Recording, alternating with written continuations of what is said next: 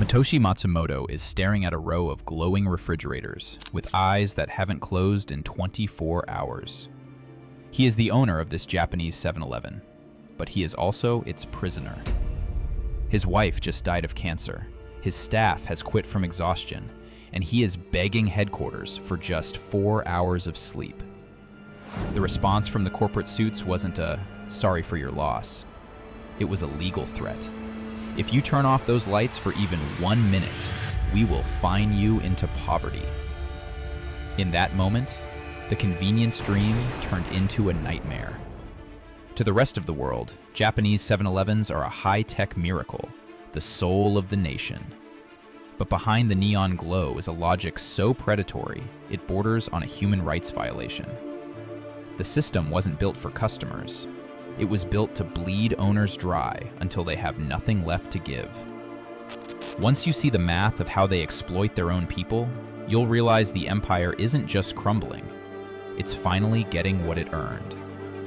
The corporation thought they were invincible because they owned the buildings. But they didn't realize that Mitoshi was about to show the world the one thing 7-Eleven desperately wanted to hide. In a normal world, if you open a successful sandwich shop, you want to be the only one on the block. But in the world of 7-Eleven Japan, success is a death sentence. They operate on a principle called area dominance, and it is the most ruthless real estate strategy ever devised. Once a franchise owner makes a store successful through years of hard work, 7-Eleven doesn't give them a bonus. Instead, they look at a map and build another 7-Eleven 300 feet away. Sometimes they build 3. Imagine you spent your life savings to open a store. You're finally making money. Then, the company you pay for the right to use their name builds a bigger version of your store across the street. Your customers are instantly split. Your sales drop by 50%. You are now working twice as hard for half the money. But 7-Eleven headquarters doesn't care. They collect royalty fees based on total sales across the entire area, not your personal profit. Even if every individual store is drowning in debt, the total money flowing back to the corporate office in Tokyo increases. They are literally eating their own partners to feed the beast at the top. They don't want business partners. They want 24-hour batteries they can swap out the second they burn out. It keeps owners desperate, stuck behind the counter, and unable to ever save enough money to leave. You aren't just competing with the guy down the street. You are competing with the people you pay for protection. The area dominance strategy handles the outside of the store, but a much darker trap was being laid inside the trash cans. And the secret in the dumpster is the real reason these owners are going broke. There's a trick in 7-Eleven Japan's accounting that feels like a glitch in a video game.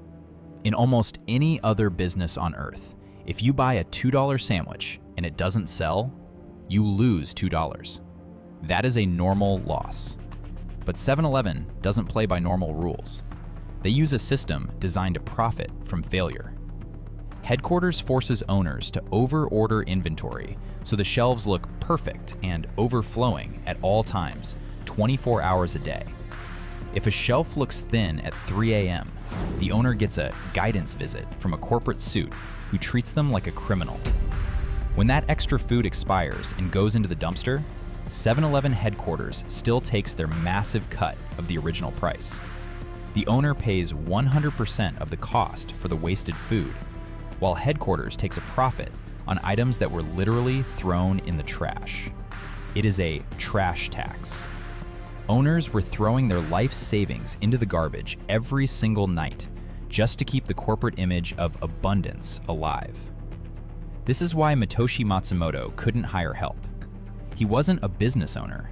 He was a slave to the dumpster. He was paying 7-Eleven for the privilege of throwing away their food. The system relied on a fresh supply of people willing to work themselves to death to keep this machine running.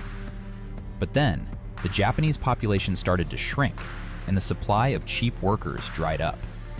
The elderly owners were left standing alone in their stores, staring at piles of wasted food they were forced to pay for. The logic hit a wall, and the miracle was exposed as a hollow shell. When the owners finally begged for the right to turn off the lights, the corporation decided to show the world exactly how little a human life was worth.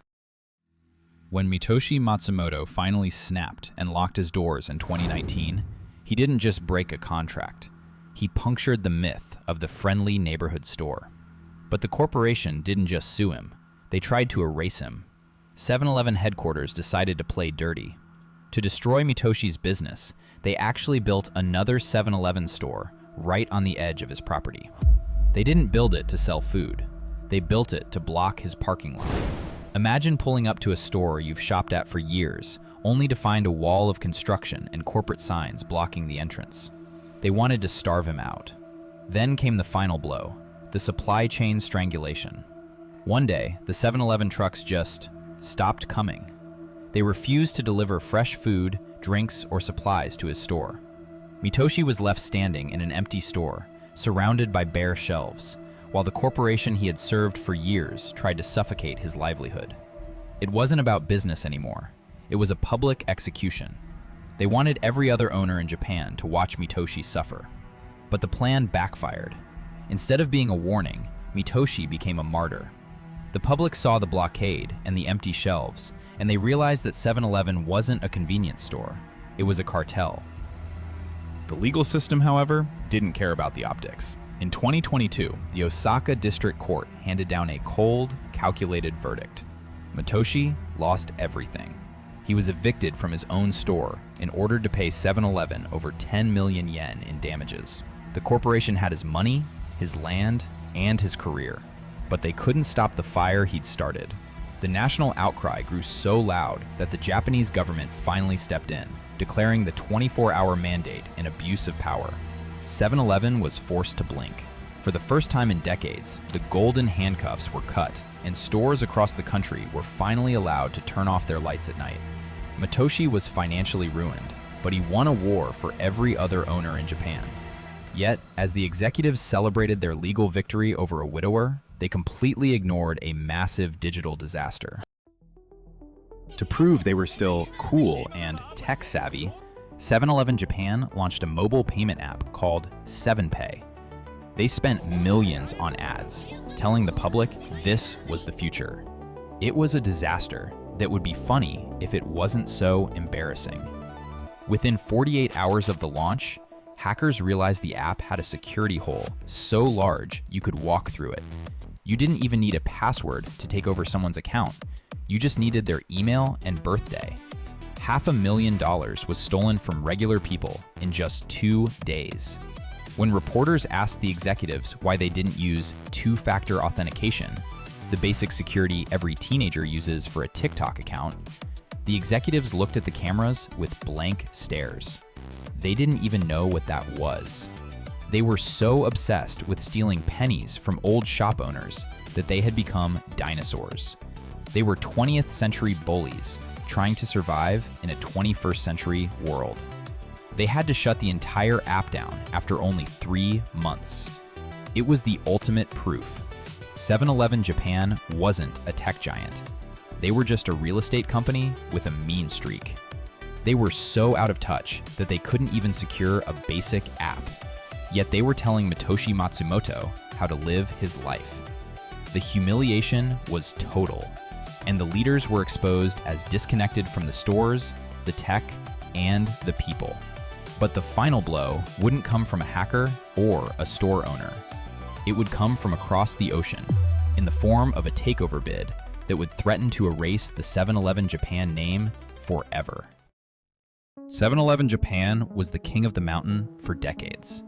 They were so wealthy, they actually bought the original American 7-Eleven company. They thought they were untouchable.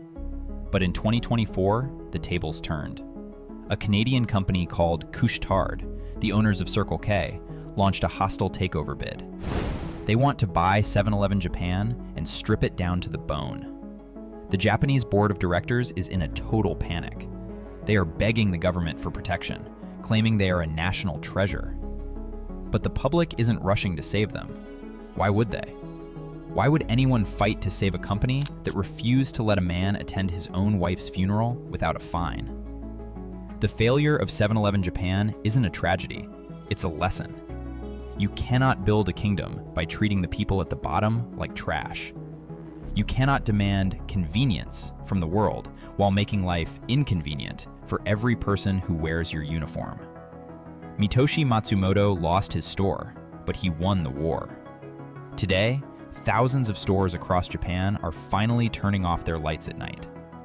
The 24-hour cycle is broken.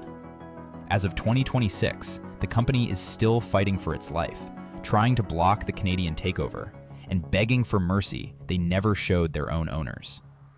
They are being judged by the same ruthless logic they used to bankrupt Mitoshi. The lights are dimming on the 24-hour empire. If your business requires a man to work through his wife's funeral just to avoid a fine, your business doesn't deserve to exist.